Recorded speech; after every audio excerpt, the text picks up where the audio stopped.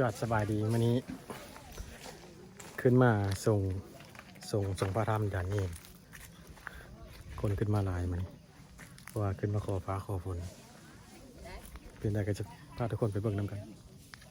คนขึ้นมาหลายทั้งรถทั้งคนหลายคนตั้งพระสงฆ์องค์ข้าเจ้า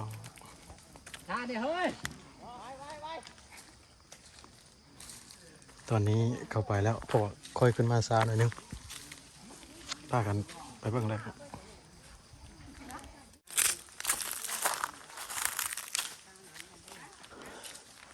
เขาไปถือเต้าน้ำมาเลยนะคนกำลังแห่กันไปยก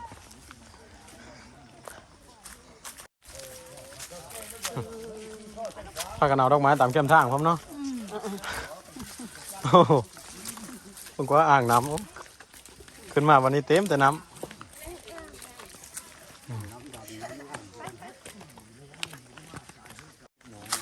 แล้ว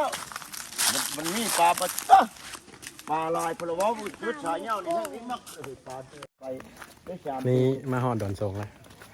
สีฟ้าขึ้นทรงแล้วมาหอดนาปากคำคนเข้าปักนาปากคำไปแล้วพอดีบริถ่ายบังเอิญตอนนั้นคนย้างขึ้นมาหลายๆต้องทรงทำอิฐอันนี้เขาขึ้นมาก่อนคอยมาสา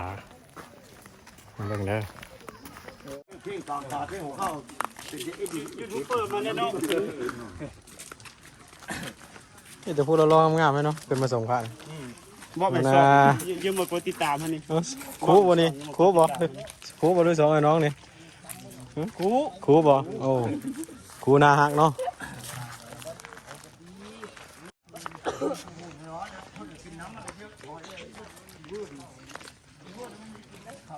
พอถึงละ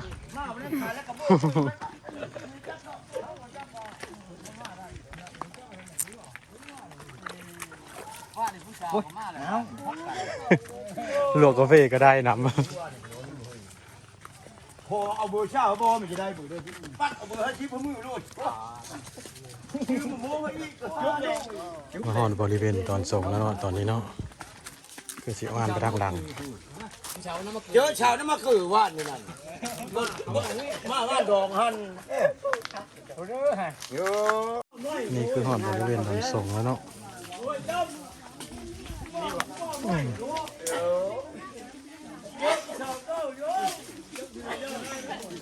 ตอนนี้เพิ่นกำลังทำการสักการะบูชาขอโพธิ์ขอส่ง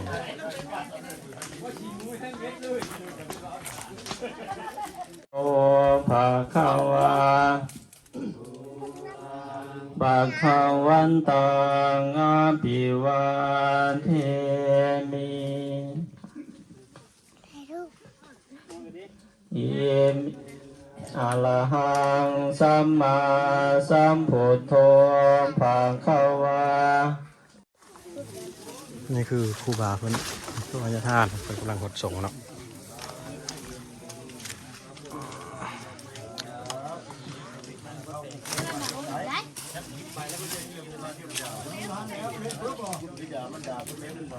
หลายคนเด้มันนี้มาส่งพาเนี่ยมาขอฟ้าขอฝนทำให้นำหน้าฮีดเก้าทำของเดิม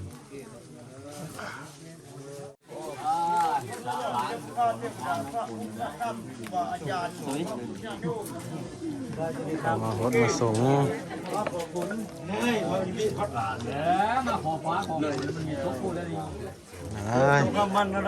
ขอโทษขอส่งนะเด้อขอฟ้าขอฝนนำให้ดำหน้า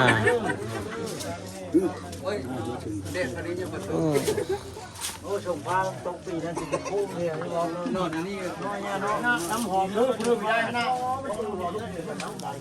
ไม่ได้พดหลายคนเด้ออันนี้อยู่ทำแบบนี้มาหดส่งพระพุทธรูปขอฟ้าขอฝนบรรยากาศก็เย็นดีขึ้นมาทางนี้พระหลายองค์วันทับวันนี้ส่งนี้แล้วเราก็จะขึ้นไปส่งอยู่ทางเทิงคุณต่ออีกมันมีอีกบ่อนหนึ่งอีก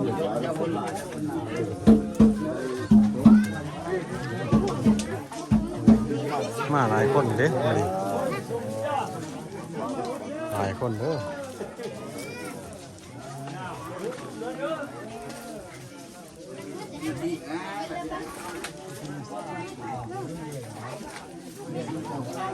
อยากจัดตั้งอยู่ที่ละผู้ที่มาร่วมเนี่ยผู้แข่งแห้งเลยผู้ที่มาหอดเนาะแข่งแห้งแล้วจะมาหอดแข่งบ่แห้งเลยบ่หอดเลย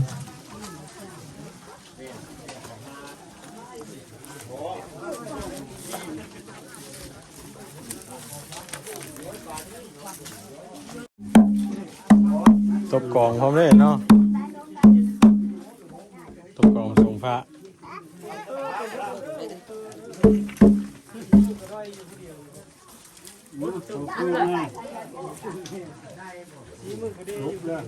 โอ้ยเขามาหดพระฤาษีเพิ่นสีมืออยู่ผู้เดียวอะขอหดขอส่งให้เด้อปู่เด้อขอหดขอส่งขอฟ้าขอฝนขอน้ำขอให้นี่แหละดำไม้ดำหน้านี่แหละ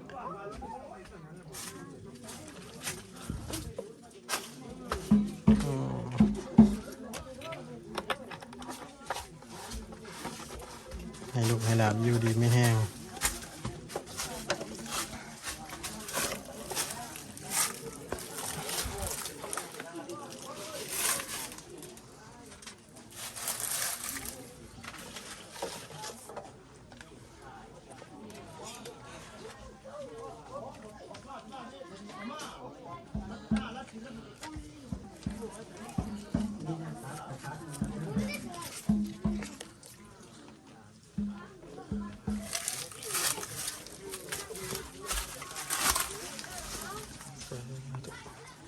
ใส่เงินพร้อม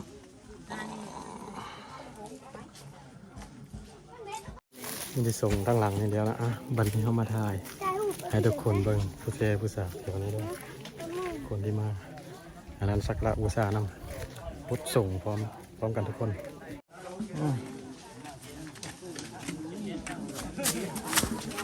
กลัว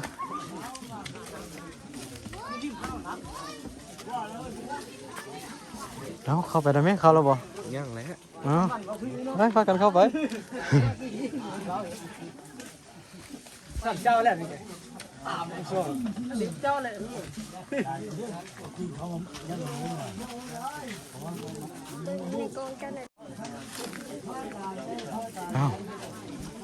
เข้าฮดบ้างแน่ผู้เชผู้สาวผู้บ่าวผู้แพ้วเป็นครูอยู่ได้มานี่ถ้าผู้ใดบ่มีครูกับขอพรเอาน้ำเพิ่นนี่ก็ได้และครูมืออื่นมันหลายบ่อนคน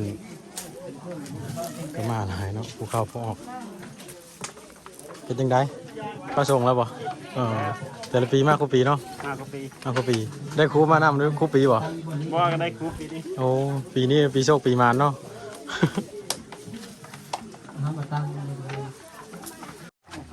คนชัดชื่อคนผู้เฒ่าผู้บ่าวผู้แพ้วเขาแอ่นกันเดินพื้นผู้แซ่ผู้สาวก็มีไปน้ำผู้ต่างรู้เด็ดน้ำผู้มีได้ด้วยเนาะบัดนี้พากันส่งเป็นที่เฮียมห้อยแถวลุ่มนี่แล้วก็ มันฮ้อนเนาะอยู่อะไรก็สิได้พากันถ่ายรูปเป็นที่ระลึกปีนี้คนน้อยหรือคนหลายต่อไปอีกปีหน้าอีกคนน้อยหรือคนหลายครับยังบอกว่ากันเพราะว่ายังบ่ทันฮอดอาจจะได้ถ่ายรูปเป็นที่ระลึกของอาญาของม่อมเจริญเนาะของครูบาเจริญ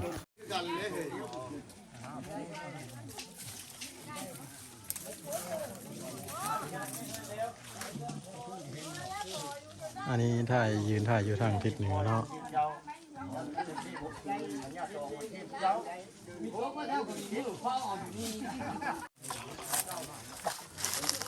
เอาเลยทางนั้นก็มีบ่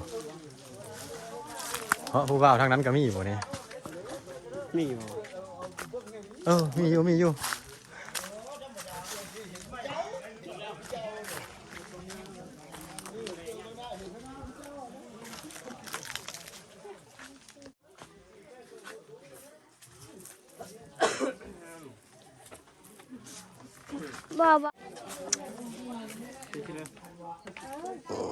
ถ่ายแถวนี้นะครับก็จะได้ครับไปทางพุ้น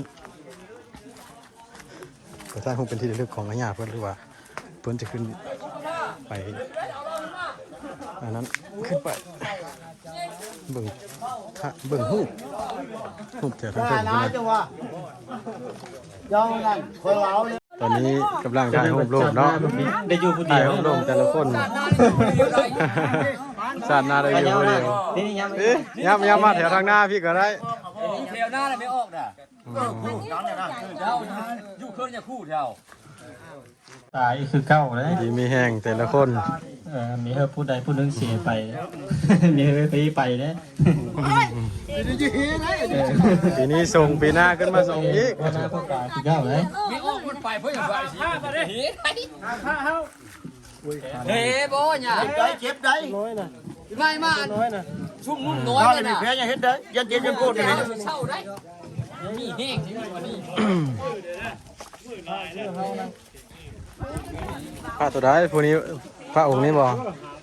ได้เคลื่อนย้ายเขาอีกเนาะ